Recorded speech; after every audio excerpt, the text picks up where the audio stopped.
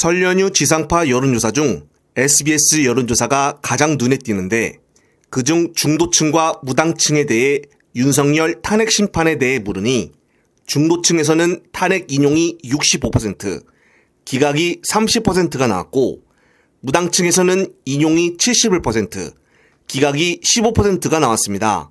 며칠 전까지만 해도 윤석열의 지지율이 40%까지 올라갔다며 국힘 측에서는 호들갑을 떨었지만 앞선 결과로 보아 지금 국민들이 윤석열의 계엄을 어떻게 보고 있는지를 톡톡히 보여주는 지표였습니다.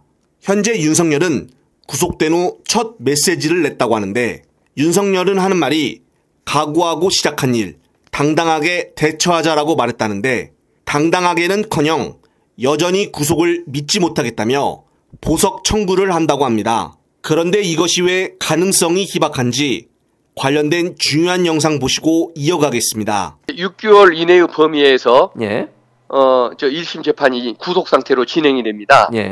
그래서 본인이 이제 그 보석을 청구를 하는 수는 있겠지만 저처럼 혐의를 철저히 부인하고 협조도 않고 징계도 명백한데 저런 식으로 그 말을 맞출 우려가 있는 사안 같으면 보석을 허가해 줄 리가 없습니다. 그래서 6개월 범위 내에서 1심 법원이 재판을 구속 상태에서 하게 될 것이고 그 내란 범죄 6개월 안에 재판이 이루어지게 될 겁니다.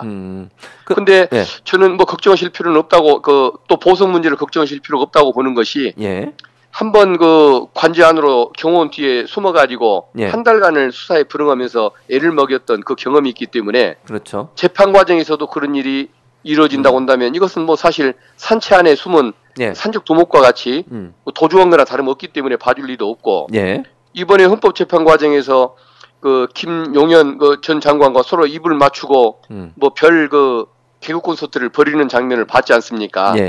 그 말을 맞추는 이런 과정 같은 것들이 증거인멸에 우려가 있다는 걸 충분히 보여줬기 때문에 절대 판사가 석방해 줄 리가 없을 것 같습니다. 네, 공감합니다. 현재 법조계 역시 사실상 윤석열은 끝났다고 보고 있는 분위기며 그 이유는 검찰이 구속 기소한 이상 유죄가 나올 것이 분명하기 때문입니다. 그것도 박근혜와 같은 국정농단이 아닌 그 무서운 내란 수괴죄로 이것이 법원에서 인정되면 윤석열은 사형 혹은 무기징역 선고를 받게 됩니다.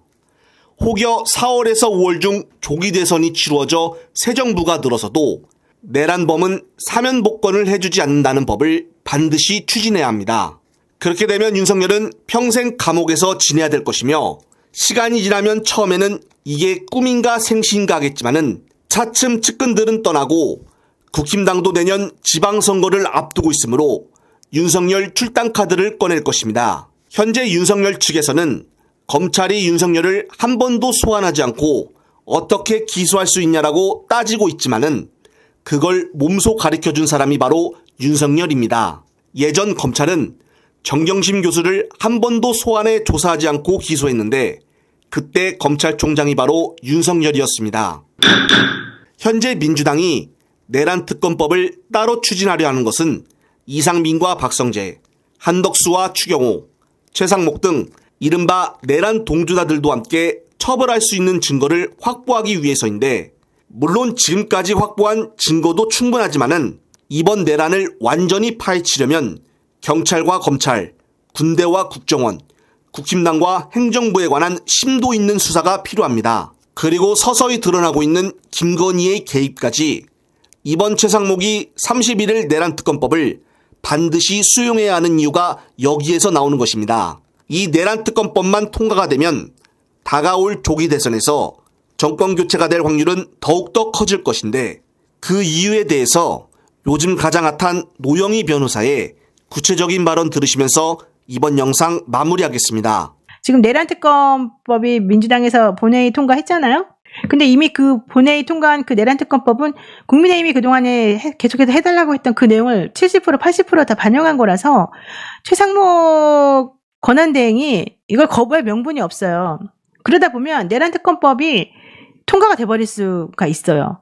그렇게 되면 내란특검법에 대해서 최상목이 거부권 행사를 안 하게 되면 뭐가 남아요 이제? 그냥 실시하는 것밖에 없잖아요. 예, 그렇게 실시를 하고 나면 이게 되게 그 수사 기간도 짧고 그렇기 때문에 대선 제가 보기에 대선이 지금 4월이나 5월에 있을 것 같이 보이는데 4월이나 5월 정도 지나면 수사 관련된 내용이 계속 나온단 말이에요. 이 내란 특검법 관련해 가지고 민주당이 양보하지 않은 게 한 가지가 있어요. 민주당이 양보하지 않은 거 딱 한 가지 뭔지 알아요? 내란 특검 수사 상황에 대한 브리핑을 민주당은 하겠다 그랬고, 그 다음에 국민의힘에서는 절대 하지 말아달라고 했었거든요.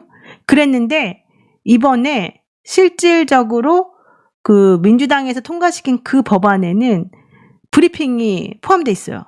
그러면 브리핑을 하게 되면 결국은 이제 윤석열 씨에 대한 여러 가지 것들이 이제 나올 거잖아요. 그리고 또 하나 더 중요한 건 지금 민주당에서는 이것만 통과시키려고 하는 게 아니고 다른 특검들도 지금 다 통과시키려고 계속해서 살라미처럼 이 몇 가지를 준비해 놓는 게 있거든요. 그러면 그런 것들이 지금 계속해서 이제 물꼬가 튀게 될 거예요. 그럼 반대할 수 있는 명분이 없어요. 국민의힘이 이제 힘이 없어요. 너무 힘들어가지고. 그래서 그렇게 되면 이제 이게 막 몰아치게 되면 현실적으로 막 아수라장이 될 거잖아요. 그러면서 브리핑이 계속해서 나오고 그 기자들이 이제 보도를 취재를 해서 정확히 이제 보도가 될 거잖아요. 그렇게 되면 그때 살아남을 수 있는 사람이 과연 몇 명이나 되겠느냐. 이제 이렇게 나오는 거예요.